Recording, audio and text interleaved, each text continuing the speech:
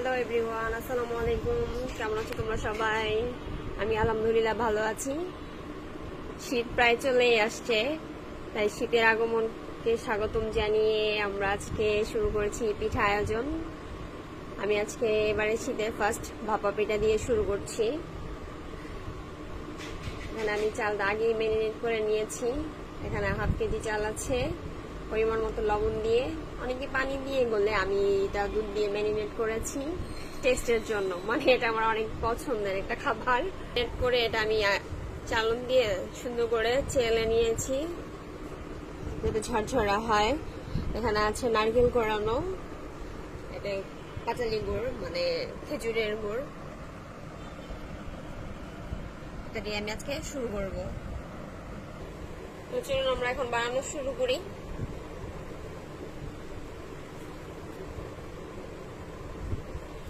পরিমাণ মতো চাল নিয়ে নিচ্ছি।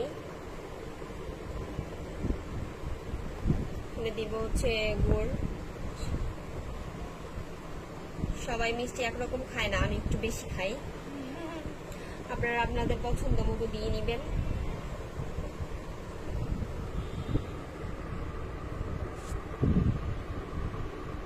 উপরে আর একটু চাল দিয়ে আমি এটা ঢেকে নেব।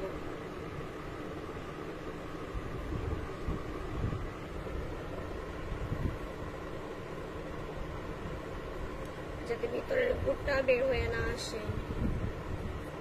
উপরে চালটা দিয়ে আমি ঢেকে দিয়েছি যাতে ভিতরের গুড়টা সুন্দর ভালো থাকে, বের হয়ে না আসে। তাহলে এটা নিয়ে আমরা এখন ভাপে চলে যাব। ভাপে চলে যে 5 মিনিট অপেক্ষা করবো এটা সিদ্ধ হওয়া পর্যন্ত। একটা নেট দিয়ে মুড়িয়ে নিয়েছি, এখন এটা আমি ভাপে বসাবো।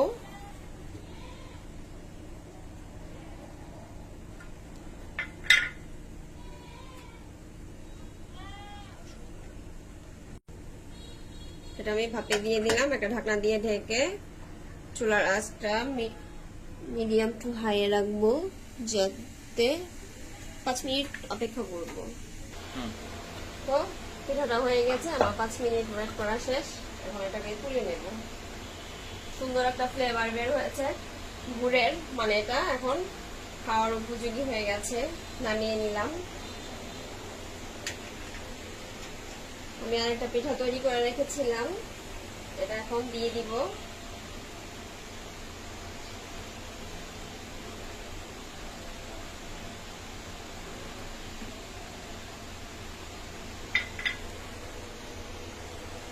আমার দ্বিতীয় পিঠাটা দিয়ে দিয়েছি। এভাবে আমি সবগুলো পিঠা তৈরি করে নেব একের পর এক। আসুন আমরা প্রথম পিঠাটা একটু ভেঙে দেখি এটা আসলে কেমন হয়েছে, ভিতরে হয়েছে কিনা বা কাঁচা আছে এমন কিছু। দেখুন পিঠাটা অনেক সুন্দরভাবে হয়ে গিয়েছে, এটা এখন সুন্দর খাওয়া যাবে। তো গাইস, ভিডিওটা কেমন লাগলো লাইক দিবেন, কমেন্টস করে জানাবেন যে আসলে কেমন হয়েছে। সাবস্ক্রাইব করবেন আর নতুন নতুন ভিডিও পাওয়ার জন্য পাশে থাকা বেল আইকনটি অবশ্যই ক্লিক করে রাখবেন। নতুন ভিডিও পাওয়া ছাড়া মাত্রই আপনাদের মোবাইলে নোটিফিকেশন চলে যাবে। তো সেই পর্যন্ত নতুন ভিডিওর জন্য অপেক্ষা করুন। আপনারা এখন ভালো থাকুন। আল্লাহ হাফেজ।